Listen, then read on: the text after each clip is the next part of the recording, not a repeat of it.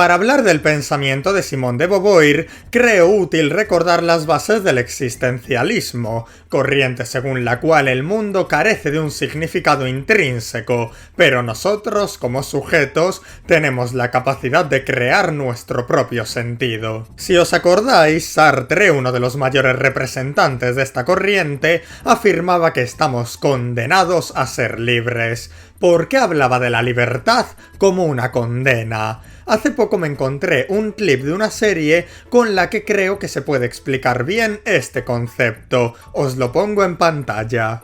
El otro día salí a cenar con Seco y no me decidí entre la pizza margarita de siempre o una que no había probado con un nombre raro. Bueno, la vamos a llamar la pizza de los cojones. No sabía qué hacer y le pedí consejo a Seco. ¿Tú qué vas a pedir? Y me responde: Nache. Así, con indiferencia, como si fuera una pregunta sin importancia. Me da mucha envidia, porque para él es como innato eso de que se la sude completamente el futuro y las consecuencias que pueda tener de sus elecciones. El caso es que siento que el tiempo se agota y la lucha entre la pizza margarita y la de los cojones me está volviendo loco. Es como si tuviera que elegir entre tirar a mi padre o a mi madre de una torre. Eso de la libre elección me parece algo de una crueldad inconmensurable. Me gustaría tener un tutor legal que eligiera por mí para poder echarle la culpa a él. Pero bueno, hay que darse prisa, porque creo que el camarero ya está hasta los cojones. Tal como representa esta escena, ser libre significa ser responsable. El peso de nuestras decisiones y sus consecuencias recaen necesariamente sobre nosotros, y eso puede ser abrumador. Querríamos un tutor o un dios que nos diga qué hacer, que se responsabilice de lo ocurrido, pero no existe tal cosa, porque estamos condenados a ser libres. Este rechazo que puede generar la responsabilidad que supone ser libre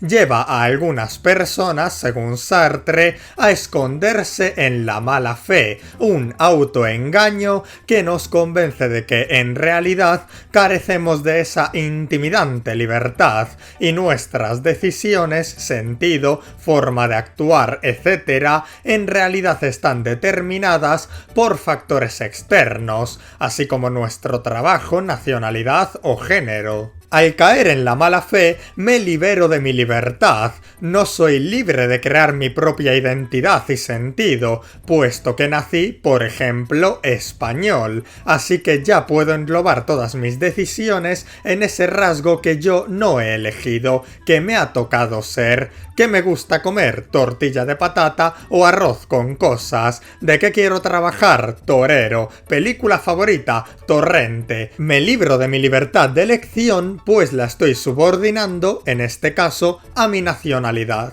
Este pensamiento, sin embargo, fue bastante criticado, y es que Sartre era un pensador bastante comprometido con las causas marxistas. Sin embargo, la tesis de «estamos condenados a ser libres» no coincidía del todo con el discurso marxista. Entre las críticas que recibió, una de las citas más conocidas es de Canapa: «La libertad de Sartre no es más que la libertad de Sartre. ¿Por qué reivindicáis la libertad?», dice el existencialista al proletario. «Ya la tenéis». Y del mismo modo que para Canapa esta libertad sartriana no se aplicaba al proletario, Simone de Beauvoir reinterpretaría el existencialismo de Sartre a ojos del feminismo. Y es que, claro, la posición social de la mujer tampoco la permitía ser libre. Simone, en efecto, es existencialista. Coincide en que el humano se construye a sí mismo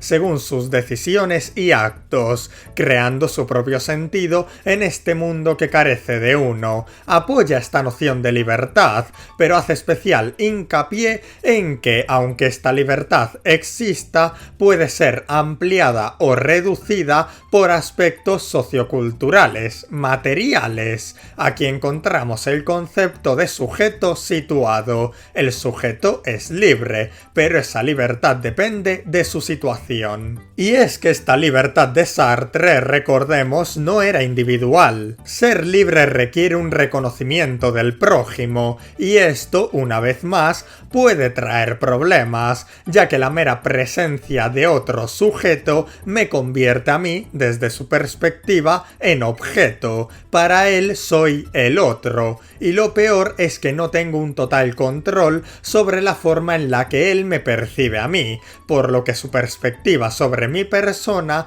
puede atentar contra la construcción que yo he hecho de mi identidad. Beauvoir, a partir de esta idea, afirmaría que, históricamente, en las sociedades patriarcales se le ha dado al hombre el papel de sujeto, convirtiendo a la mujer en el otro, sometiendo su libertad, su identidad, para alimentar la libertad e identidad del hombre. Socialmente se ha sometido a la mujer, privándola de su sentido, imponiéndole un sentido. Así que ahora viene la pregunta: ¿por qué? ¿Por qué la mujer ha sido subordinada a ser el otro? Simón estudia varias respuestas a esta pregunta. Se adentra en el psicoanálisis, que era una corriente que le interesaba bastante, pero rechaza la idea de que existan etiquetas psicológicas que puedan naturalizar la opresión que había sufrido históricamente la mujer. Al fin y al cabo, como existencialista que era, afirmaba que la identidad, la sexualidad,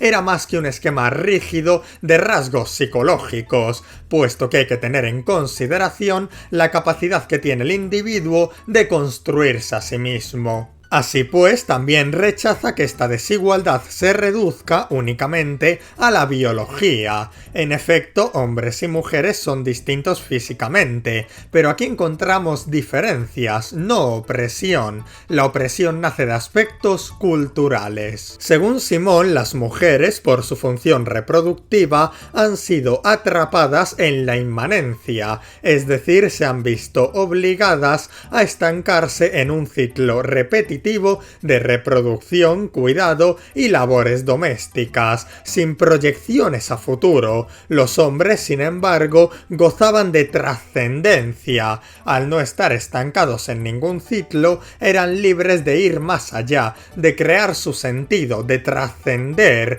ya fuese por medio de poder, riqueza, reconocimiento, lo que sea. Así, socialmente, el suceso de parir, de dar vida, se fue infravalorando, pues no era trascendente. Lo valioso, lo trascendental, se empezó a encontrar en esa búsqueda de reconocimiento y riqueza, búsqueda que, en aquellos tiempos, encontrábamos sobre todo en un plano militar, esas primeras culturas guerreras. Así, quien ponía en riesgo la vida resultaba más valioso que quien daba vida. Desde esta posición de superioridad, los hombres pudieron escribir la historia, señalando a la mujer como la otra, y eso es algo que Simone de Beauvoir ve reflejado en la mitología, la literatura y el arte, donde la mujer siempre resulta dependiente del hombre. Con todo esto en mente, llegamos a una de las preguntas más importantes de la filosofía de Simone.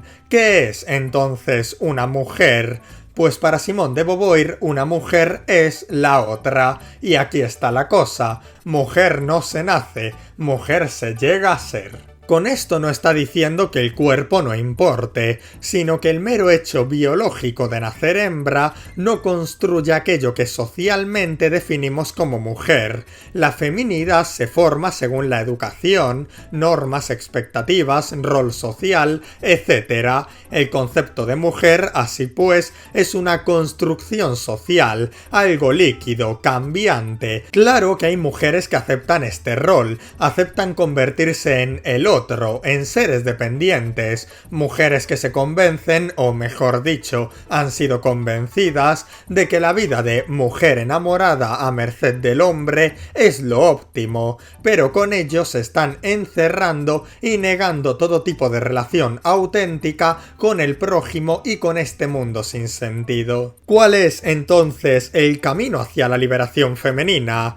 reinterpretar este concepto de mujer, lo que solo se puede lograr por medio de cambios reales, materiales y sociales. Esos cambios son principios del feminismo que, a día de hoy, podemos llegar a considerar casi evidentes, pero fue precisamente por medio de estas corrientes que se asentaron como objetivos a lograr en busca de la igualdad, es decir, cosas como la autonomía económica, la igualdad salarial, el acceso a trabajo sin discriminación, control de la natalidad, reparto de las tareas domésticas, una educación igualitaria y libertad erótica. Este último asunto de la libertad erótica lo entendemos tanto desde el punto de vista de poder disfrutar libremente del sexo, sin aquellos tabúes que existían en la antigüedad, como desde una perspectiva que a día de hoy llamaríamos queer.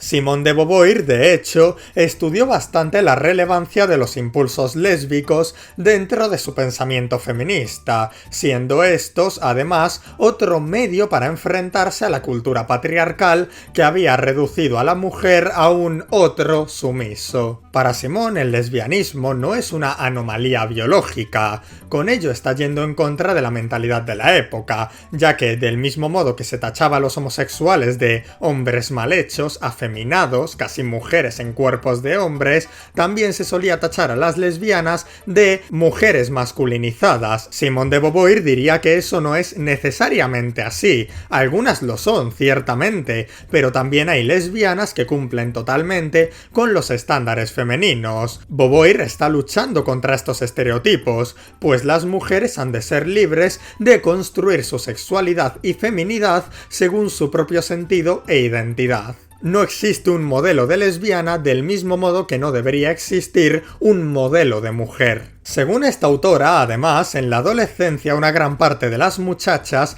desarrollan impulsos lésbicos, puesto que con el desarrollo de la sexualidad, las jóvenes suelen experimentar un erotismo agresivo, que las lleva a querer abrazar, poseer, acariciar de forma activa, y ese deseo no necesariamente se orienta hacia los hombres. Siguiendo las tendencias del psicoanálisis, pueden buscar suavidad, calor y formas blandas propias de un cuerpo femenino, buscando casi una esencia maternal. Aparte, la homosexualidad femenina, según Beauvoir, sirve como una vía de escape. La opresión que sufren las mujeres, subordinándolas, se amplía al ámbito sexual, y culturalmente se espera que sean pasivas, sumisas. En la homosexualidad, sin embargo, podían desarrollar libremente su agresividad sexual, activa, disfrutando el sexo de forma libre y satisfaciendo deseos que no podrían llevar a cabo